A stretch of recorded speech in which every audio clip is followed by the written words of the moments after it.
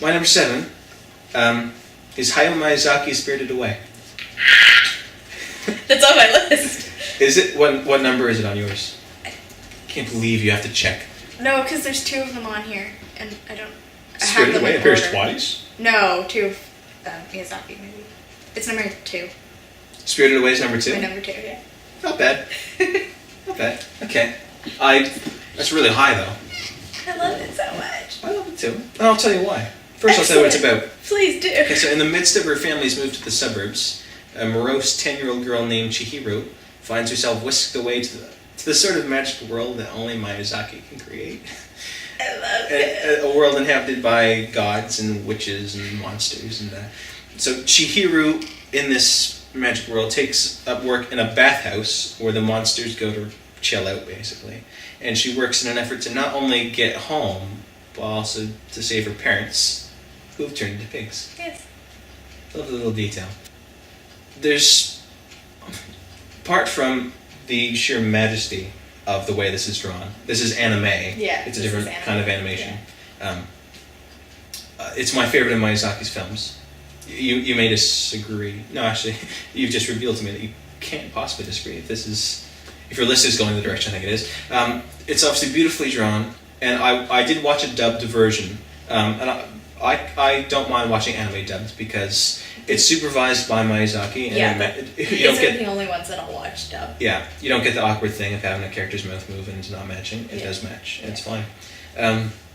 But there's the one element.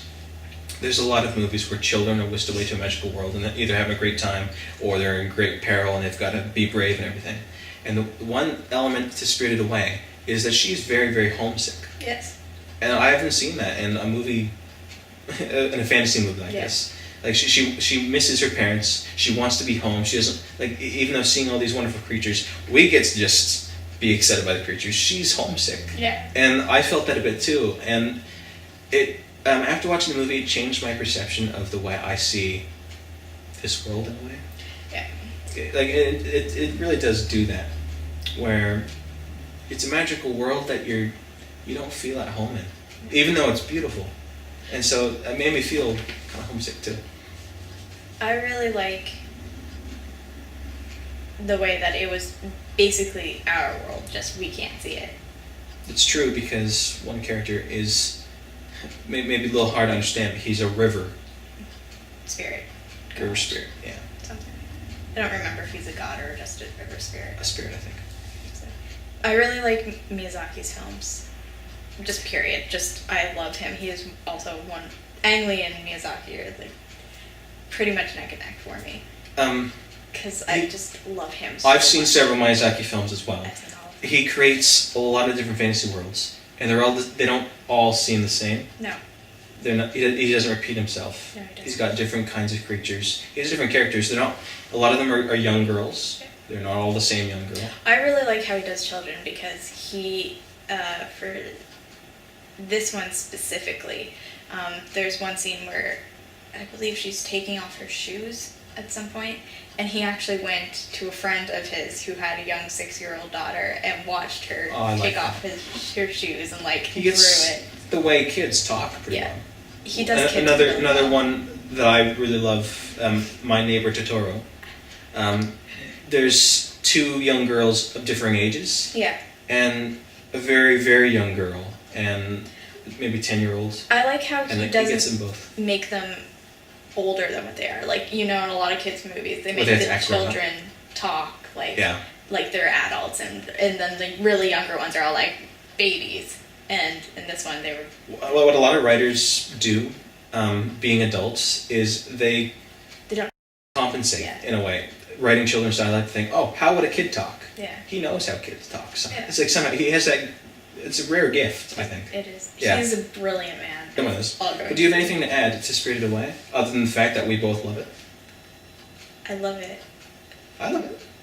It's my number 7. It's my number 2. It's your number 2. Okay. Take me through your number 7. Okay, my number 7 is Beauty and the Beast.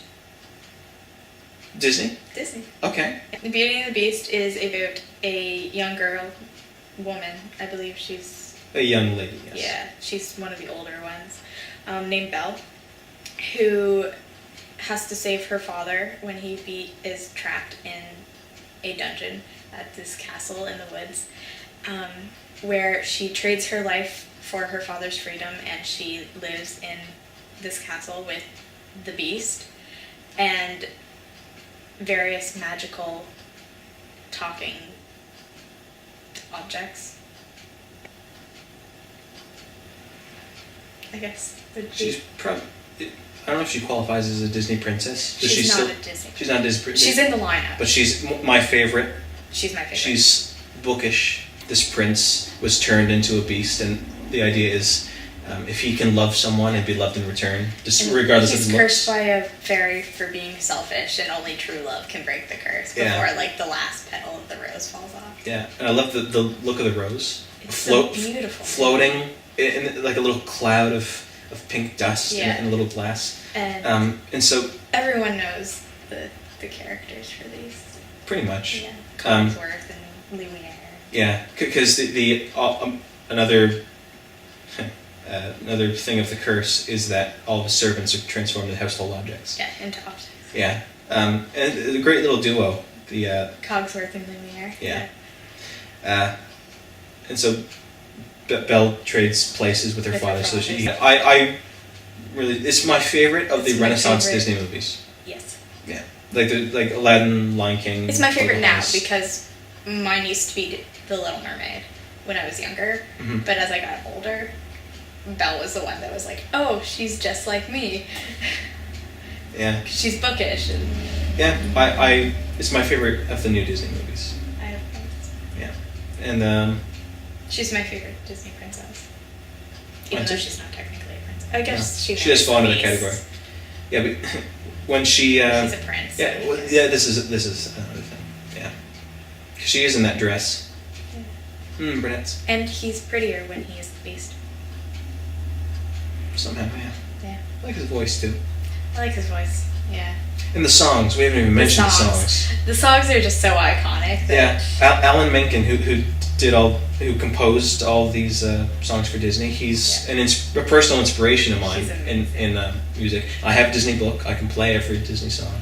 But Beauty and the Beast, I'm glad it's on your list. I love And I'm going to talk a bit more about Beauty and the Beast Excellent. later. Later.